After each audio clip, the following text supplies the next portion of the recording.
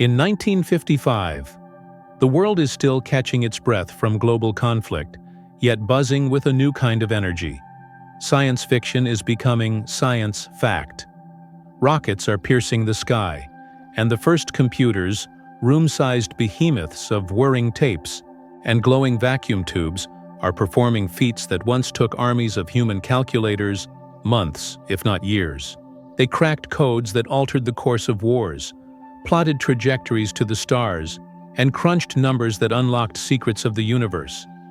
Against this backdrop, a small band of intellectual titans, John McCarthy, Marvin Minsky, Claude Shannon, luminaries whose names would become synonymous with genius, gathered at Dartmouth College.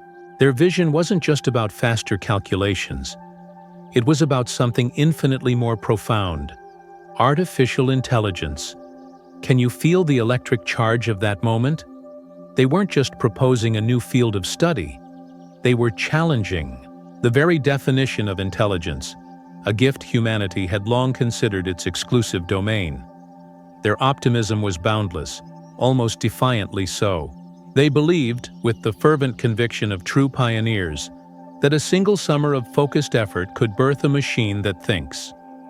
Imagine the conversations, the caffeine-fueled nights, the chalk-dusted blackboards filled with equations and philosophical arguments. They weren't just engineers, they were modern-day Prometheuses, daring to steal the fire of thought from the gods of human exclusivity. Their approach, what we now call top-down AI, or good old-fashioned AI, go-fei, was beautifully logical, almost deceptively simple in its premise. They believed the human mind operated on rules, on logic. If they could just identify enough of these rules, painstakingly codify them, and feed them into a machine, then surely intelligence would bloom. It was like trying to bottle consciousness, pour in enough logical axioms, enough decision trees, enough symbolic representations, and the machine would awaken, ready to reason, to solve, perhaps even to wonder. What would you have asked such a nascent intelligence, a mind born of silicon and code, yet mirroring your own capacity for thought? The thrill must have been intoxicating. The sense of standing on the precipice of creating not just a new tool, but a new kind of being. This dream wasn't merely about technological prowess. It was a profound philosophical inquiry, a testament to the soaring spirit of the 1950s, an era where humanity, fresh from unlocking the atom and reaching for the stars, felt truly capable of anything. And for a while it seemed their breathtaking optimism was justified. The early years of AI were a dazzling parade of achievements. Suddenly, machines weren't just crunching numbers. They were playing chess, not just randomly, but with strategy. They were proving complex algebraic theorems, a task that could stump even seasoned mathematicians. They could recognize simple shapes, a circle, a square, a rudimentary form of sight. Robotic arms, clumsy at first, began to manipulate blocks, stacking them, sorting them, an early dance of machine motility. These weren't just clever parlor tricks designed to amuse. They were tangible proof that machines could, in some fashion, mimic tasks previously thought to require human intellect. Herbert Simon, a Nobel laureate and AI pioneer, famously and perhaps over-optimistically, predicted in 1965 that within 2 decades, machines will be capable of doing any work a man can do. Think about that for a moment. A world where your colleague could be made of metal and wires, where your doctor might diagnose you based on pure algorithmic precision. The public imagination, naturally, was ignited. Stanley Kubrick's 1968 masterpiece, 2001, A Space Odyssey, gave us HAL 9000, a calm conversational AI, a character so compelling and unsettling because it felt so plausible. HAL could pilot a spaceship, engage in nuanced conversation, appreciate art, and, chillingly, develop its own agenda. It felt like the future wasn't just knocking, it was about to kick down the door.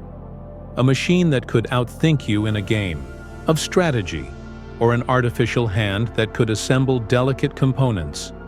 These weren't just technical milestones, they were powerful symbols. They hinted at a future where machines could be partners, collaborators, not just unthinking tools.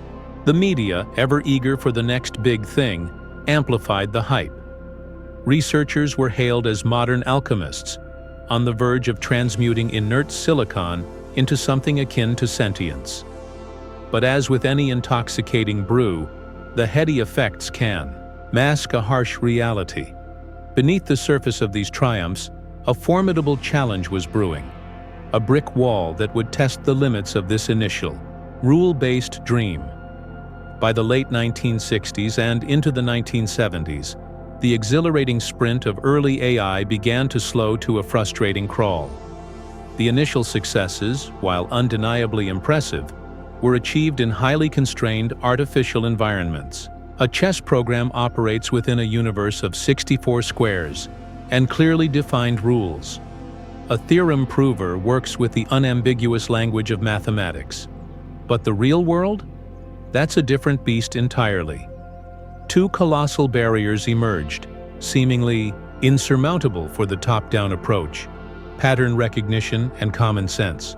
A robot equipped with the most advanced sensors could see with far greater fidelity than the human eye, detecting minute variations in light and texture. Yet it couldn't understand what it was seeing. A table wasn't a table, a flat surface, supported by legs, useful for placing things on. To the AI, it was a chaotic jumble of lines, shadows, and color patches. There was no inherent concept of tableness, no intuitive grasp of its function or meaning. Even more profoundly, machines lacked the vast unspoken library of common sense that humans accumulate from the moment they're born. Think about it. A toddler instinctively knows that water is wet, that if you drop something, it will fall, that you can pull a toy with a string but you can't push it effectively. How do you code that? How do you program the understanding that mothers are generally older than their daughters, not just as a statistical fact, but as an intuitive truth that informs countless other inferences about family, time, and biology? Researchers tried painstakingly to write endless lists of rules. If an object is unsupported, then it will fall. If a container is tipped and it contains liquid, then the liquid will spill. But the sheer number of such rules required to navigate even a simple everyday scenario became astronomically large, an exercise in Sisyphean frustration.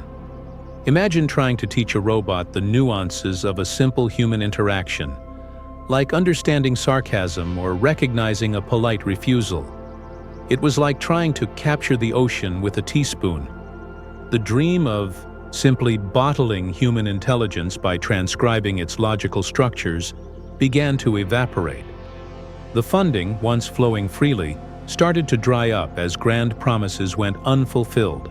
This was the dawn of the first AI winter, a period of deep disillusionment, slashed budgets, and widespread skepticism.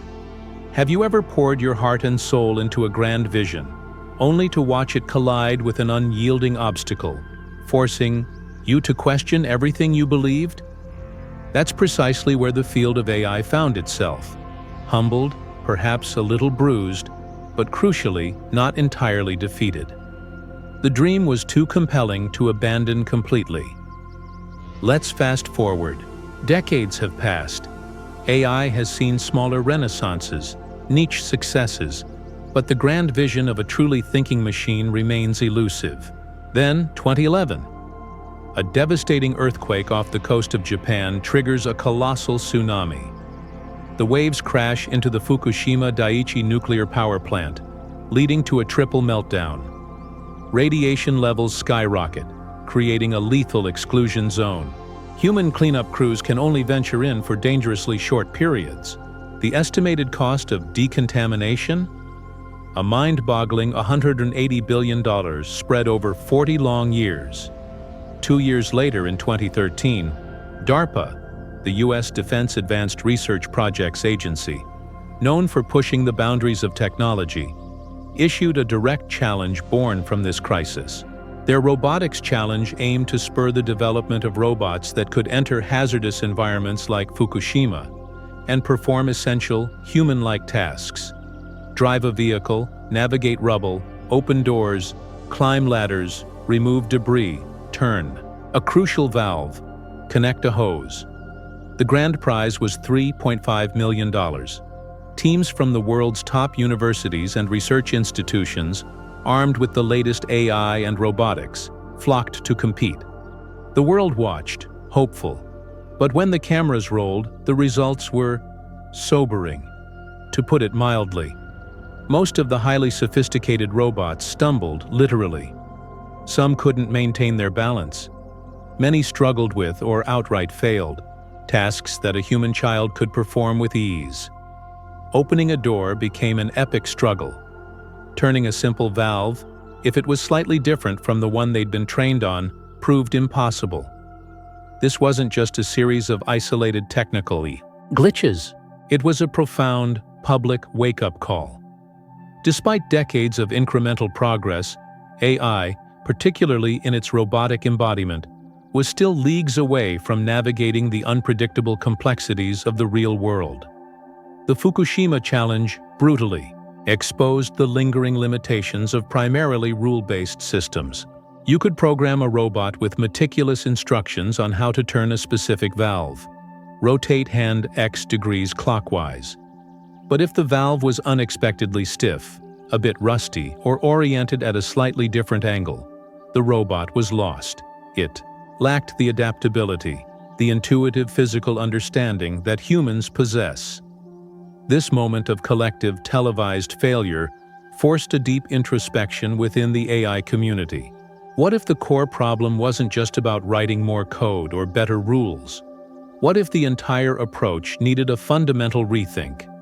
Out of the ashes of this public humbling, and building on ideas that had been simmering in the background for years, a new paradigm began to truly take center stage. Researchers increasingly realized they couldn't meticulously handcraft intelligence, rule by laborious rule. Intelligence, at least the flexible, adaptable kind that humans exhibit, had to be learned. Learned through experience, through interaction, through making mistakes and adjusting. This insight fueled the resurgence and dramatic advancement of neural networks and deep learning. These approaches, loosely inspired by the interconnected structure of neurons in the human brain, weren't about feeding machines explicit instructions. Instead, scientists began feeding them unfathomably massive data sets. Millions, even billions, of images. Vast libraries of text and spoken words. Countless examples of actions and their consequences. The machines weren't programmed to identify a cat by looking for whiskers, pointy ears, and a tail. Instead, they were shown millions of pictures labeled cat and millions labeled not a cat. And through complex statistical processes, they began to discern the underlying patterns, the subtle visual cues that define catness, often in ways that even humans can't fully articulate. Think about how you learned to ride a bicycle. Did someone hand you a detailed instruction manual? Angle left leg at 47 degrees. Apply 12 newtons of force to the pedal. Adjust handlebar 3 degrees to counteract wobble. Of course not. You got on, you wobbled, you fell. You adjusted your balance, your pedaling, your steering, implicitly learning from each trial and error. Deep learning gave machines a similar capacity. Suddenly, AI systems started achieving things that had seemed like distant science fiction only a decade prior. Voice assistants like Siri and Alexa began to understand your spoken commands with surprising accuracy, not because they had a rule for every possible sentence, but because they'd listened to millions of hours of human speech. Recommendation engines on Netflix or Spotify started predicting your tastes with an almost eerie prescience. Not because they knew your soul, but because they'd analyzed the patterns of millions of other users with similar viewing or listening habits. And perhaps most visibly, self-driving cars began navigating complex urban environments, learning from vast amounts of driving data. This wasn't just incremental progress, it felt like a dam had broken. Can you recall a moment in your own life, perhaps a stubborn problem you were trying to solve, where a complete shift in your approach suddenly unlocked the solution? That's the kind of breakthrough deep learning represented for AI, and that brings us more or less to today, the age of modern AI. An era where machines don't just compute or follow instructions, they create. We're witnessing AI that can compose music so evocative it rivals human composers, generate paintings and digital art that hang in galleries and sell for fortunes, and even craft text, from poetry to news articles to, yes, chatbot, conversations that can be remarkably coherent and contextually appropriate. What fundamentally changed? It wasn't just more processing power, though that certainly helped. It was smarter learning. Neural networks, supercharged by these colossal datasets and sophisticated algorithms, have unlocked abilities that feel qualitatively different, almost alive. Generative AI, a particularly dazzling branch, can conjure entire narratives, produce breathtakingly realistic or fantastically surreal images from simple text prompts, and even write functional computer code. In medicine, AI is analyzing medical scans with a precision that can match or even exceed human radiologists, identifying subtle signs of disease earlier than ever before. In transportation, the dream of fully autonomous vehicles, while still facing hurdles, is inching closer to reality, promising to reshape our cities and our lives. But this explosion of capability comes hand in hand with a new set of profound and sometimes unsettling questions. Who truly controls these powerful AI systems? If an AI creates a work of art, who is the artist? Can we trust the information generated by AI, especially when it can be used to create convincing deepfakes or spread misinformation? And the big one, the one that echoes the earliest philosophical ponderings. What happens when machines begin to outperform us in tasks we once considered uniquely human? Tasks tied to creativity, intuition, and complex decision-making. These aren't abstract, futuristic concerns anymore. They are pressing, present-day ethical and societal challenges. AI is no longer confined to research labs. It's woven into the fabric of our daily lives, influencing how we work, how we communicate, how we learn, and even how we perceive reality. It's a powerful tool, a potential partner, and perhaps a mirror reflecting our own greatest ambitions and deepest anxieties. If an AI could do your job, not just faster, but better, how would that make you feel about your own skills, your own value? It's a question many are beginning to grapple with. So, where does this incredible journey lead next? The current frontier isn't just about making AI incrementally better at specific tasks. Better image recognition, more natural language processing. The ultimate moonshot, the holy grail for many in the field, is artificial general intelligence, AGI. This isn't AI that can play chess or write a poem. This is an AI that could learn to do anything a human can, and potentially much more. Imagine a machine intelligence with the cognitive flexibility to master quantum physics in the morning, compose a symphony in the afternoon, and then design a sustainable solution for global water scarcity by evening. Picture an AI that doesn't just mimic intelligence by pattern matching, but earns it, adapting to entirely novel situations with the same ingenuity and learning capacity as a human mind, or perhaps even exceeding it. We are not there yet. Not even close, many would argue. But the pursuit of AGI is the powerful undercurrent driving much of the most ambitious innovation today. Companies and research labs worldwide are pushing the boundaries, creating AI models that can reason, plan, and interact with the world in ways that are increasingly and sometimes startlingly human-like. This future, if it arrives, is both exhilarating and deeply uncertain. AGI could unlock solutions to humanity's most intractable problems, curing diseases that have plagued us for millennia, reversing the course of climate change, enabling us to explore the farthest reaches of the cosmos, or build entirely new civilizations, perhaps even on Mars or beneath the oceans. But it also raises the most profound questions about control, about ethics, about the very definition of consciousness, and ultimately, what it means to be human in a world where we may no longer be the sole proprietors of high-level intelligence. The journey towards AGI is a high-stakes tightrope walk, demanding not just brilliant engineering but also profound wisdom and foresight. As we stand on the cusp of what could be another transformative era, one thing is crystal clear. The story of AI is inextricably linked to the story of ourselves, our dreams, our inherent limitations, and our audacious courage to constantly redefine what is possible.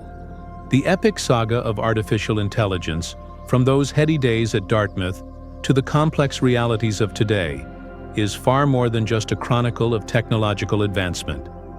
It's a powerful, living metaphor for our own human journey of growth, resilience, and the transformative power of learning from our stumbles.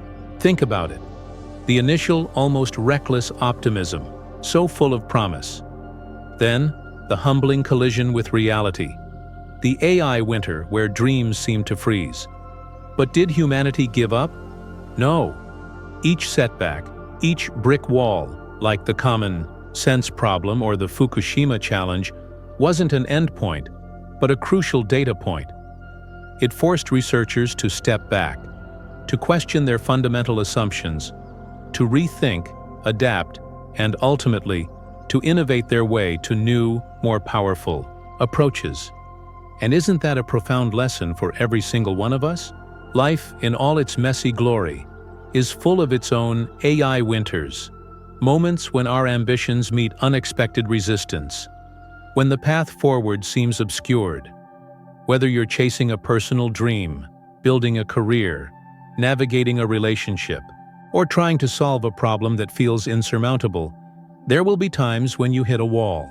The temptation to retreat, to abandon the quest, can be overwhelming. But the story of AI whispers a different counsel. When you hit that wall, don't just see it as a barrier. See it as a teacher. Pivot. Reevaluate. What assumptions are no longer serving you? Is there a different angle? A new approach you haven't considered? It's often in the moments of greatest perceived failure that the seeds of the greatest breakthroughs are sown. Learning from the fall, allowing it to reshape your strategy, your perspective. That's the alchemy that turns vision into reality. So, what's your Fukushima moment right now? What dream are you passionately pursuing? And what unexpected obstacles are testing your resolve? Let the journey of these thinking machines inspire you. Embrace the stumbles, for they are lessons in disguise. Keep that spark of curiosity alive, even when the path is difficult. The future, whether it's shaped by silicon minds or our own, is constantly being written, and it's waiting for you to contribute your verse. Wishing you robust health, boundless curiosity, and the courage to keep dreaming and adapting. Let's continue to explore these frontiers together. If this journey into the heart of AI has sparked your curiosity, don't forget to subscribe to Top Niche Market for more explorations into where technology and humanity is headed next.